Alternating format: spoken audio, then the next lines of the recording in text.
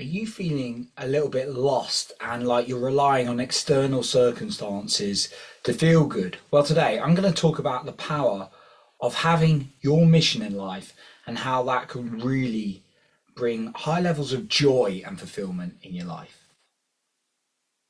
So, thank you for being here today. I appreciate you. Now, I was listening to a podcast today and I decided to make this episode based on this. And I am this week making episode by episode rather than batching them in a week because I had a bit of a challenging weekend. I'm still committed to my cause though and my mission of getting my podcast out there, even though I've got a mic leaning against the lamp right now because I'm in a makeshift place and I forgot my mic stand. Anyway, back to the podcast, right? That is based on what we're talking about though, mission. And I was listening to John Wyland earlier interviewing a guy and I've forgotten who he was interviewing. Anyway, I should be more prepared for this episode. He was talking about like, when you've got a mission, it really, I mean, he's talking about men's work. I believe it applies to, well, you can take it how you like it, but I believe it applies to multiple genders though, everyone. And it was, if you got this mission, that would be your number one priority. Now you got your family, you got your friends and everything like that.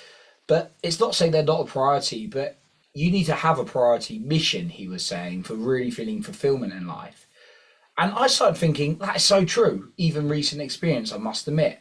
Like when I got a bit bored in my job, I've been checking for a little bit of validation, like what messages am I receiving, all these kind of things. And when I've been so focused on mission and like what I'm doing, things outside of me don't really matter when I'm focused on what I love doing and really serving wider than me. And that's why I believe, you see a lot of people in jobs, right, in their work, and they're on their phone scrolling because they're not satisfied. Now, I have a role, I have a job. I make it as fun as possible. I sure as anything, outside of my job, focus on what I love doing as well. And that really keeps me engaged. And I can remember like this was years back, but being in a difficult kind of, it wasn't a relationship, but seeing someone and she was just moving to another country. And I remember like I was really down about it and it was really hard because it wasn't going to work out. And then I sort of relied on messages back in those. But then I had this insight coming to me, and it was like that I heard that someone had done something to themselves and they had taken their own life, and I remembered my mission to help people. And when I was on that, I really started focusing on the mission more, and it wasn't just that. I heard people were like suffering, and then I got so focused on my mission of putting content out there that I was less bothered. Now, it wasn't that I didn't care, of course, right? But when I'm on mission, I always feel like I have a rise in energy. I feel like a cause. Even when I've been in low points in my life, and admittedly, a few years back from like alcohol, when I had too much, and I started writing a blog about sharing my experiences to help other guys. And I started feeling a rise in energy even then. Now, with a hangover, it's never as good, and that's why I've cut out drink. But as a human being, I believe we're here for a reason. We're all here for a reason. Unfortunately, a lot of us just like miss it. Now, the thing is, one of the worst questions you can keep asking is like, what is my purpose? And actually, unfortunately, people like, get into some quite down spaces because of that. So ask yourself what you love doing or what you're excited about is a better question, I personally find, because else I think we have multiple purposes. But exploring and doing something that lights you up really, really, I found, has cut me out from external validation and being dependent on the outside world to feel good, because you're always at risk then, because if you're relying on the external world to feel good, then it's out of your control. Let's be honest about it. And how's it helping you by being in that place of always looking for validation, the outside world? I've totally been guilty of it, right? Even caught myself recently in it. But when I focus on something I love doing and serving other people and mission, it really, really helps me. So I want to give some tips on this now.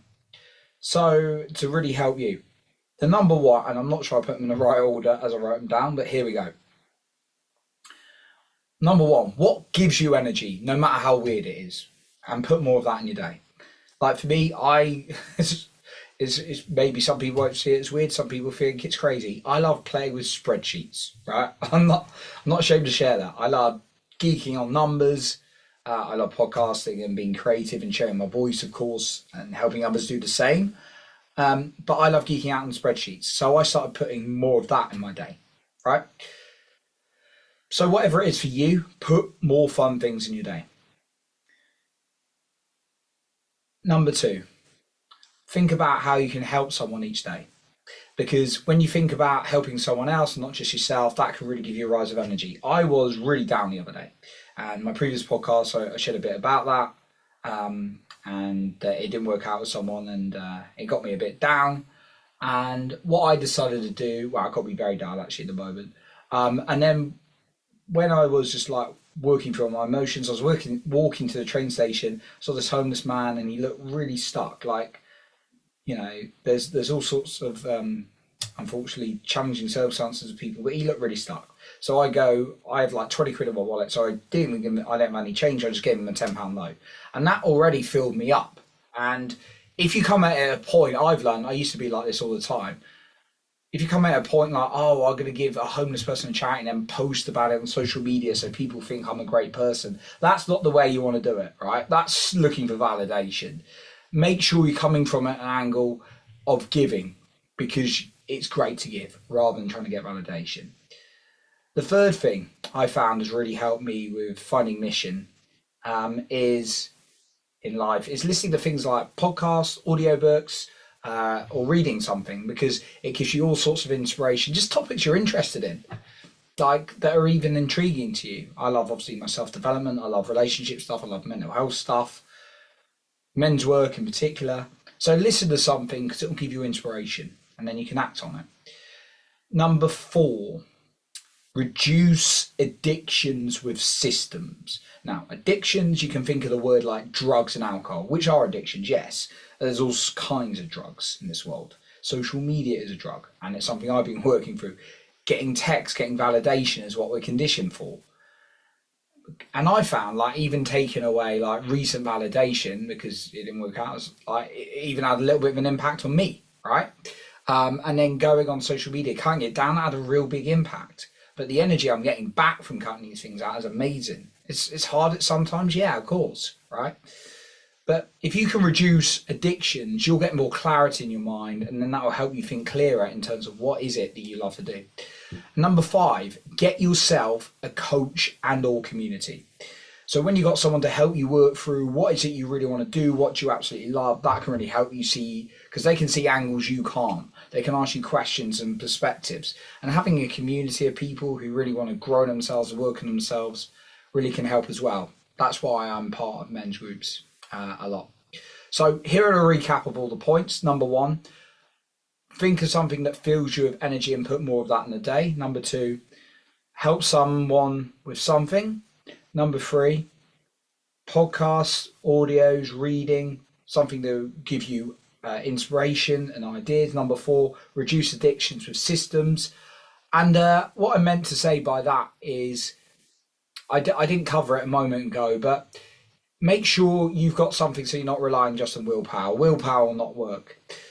Do something like what I do. I tell my friend that if I mess up on any of these things, I've got to give him 100 quid. So reduce addictions with systems. And then number 5, get a coach or community to really give you some inspiration, get you to see your blind spots and help you to really grow.